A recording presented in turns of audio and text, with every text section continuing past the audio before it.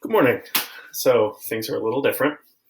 We're in my kitchen today. Let's see, refrigerator. Ooh, what's that? Sink, stove. We are in my kitchen. And today we're going to talk about time again. So, everybody, mirrors on. I can tell time to the half hour. Good, mirrors on. So, how do we know what a half hour is? Well, first let's talk about a half. So, I have, this is the reason we're in my kitchen, I have an apple here. And you can see it's a whole apple. Nothing special about it. It's a pink lady apple. It's my favorite type. And you can see it's one whole apple. Now, I've already cut it, but we're going to pretend. So here I go, cutting my apple. And you can see now it is in two roughly equal, meaning the same size pieces. And say for this little dangly bit here, they're pretty much the same. They're the same size. You saw me cut it. So we know that a half is just one whole piece. So I've got one whole apple broken or divided into two equal parts. So when we're talking about time, we are talking about the clock. And we can see this is a whole clock. And we know that when the minute hand, just the long hand, in the hour hand, when the minute hand is straight up, it is o'clock. So in this case, it could be 2 o'clock or 3 o'clock. Be any o'clock. It's just at the top. The minute hand is facing the top of the clock. Now, if you look, if we were to cut this clock just like we cut our apple, we would draw a line straight down it, just like boop, boop, boop, boop.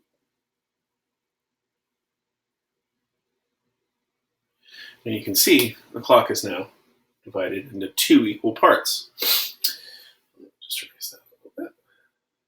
So, when the time reads, let's just say 12:30, we know that Mr. Lee needs to erase this board and make sure it doesn't fall over. We know, so the first number gives us our hours. And the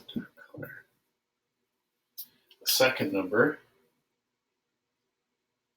gives us our minutes. So we've got hours and minutes. Now, I know that my hour hand is going to point straight up at the 12. Where is my minute hand going to be? Well, I know from our last video that every one of these little checks is a minute. So I'm just going to count by fives, skip counting we talked about last week. 5, 10, 15, 20, 25, 30. I've got that. Look at that. We have now divided this clock in half. But sometimes, remember that if we were to do this and make it 12 o'clock,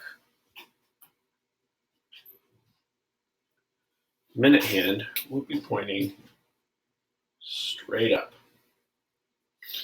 And you can't really see my hour hand, but it's still there. So when we talk about a half hour, we're talking about minutes. So the hour hand could be pointed at any number. So let's say we change this to 9 o'clock. we know that my hour hand is going to be pointed at my 9, and my minute hand pointed straight up at that 12. Just like that. Now, if I were to change this, because we're talking about the half hour, to 9:30, where should I point my minute hand? That's right, halfway through the clock. So I'm going to write it. Boom. 9:30. So this minute hand will always be either the 12 or the 30 for a half hour. So half hour would be right here, 30. So we've got 9:30. Now I'm going to change my hour hand, only my hour hand. So let's think. Let's do a hard one. Let's do 7:30. Well, so I know my minute hand is going to be pointed right, or my hour hand is going to be pointed right there. So remember, you can tell time to the half hour because we'll always, if it's a half hour, we'll always be pointed at 6. So it could be 3:30.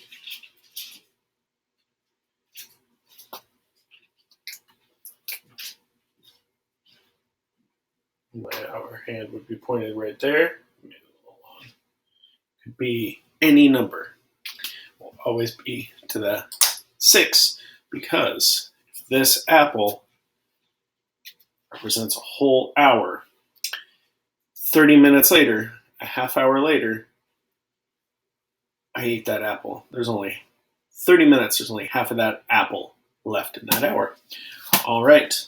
I will see you all soon. I hope you enjoyed my half-hour demonstration and hanging out in my kitchen for once. All right. I will see you all soon. Bye.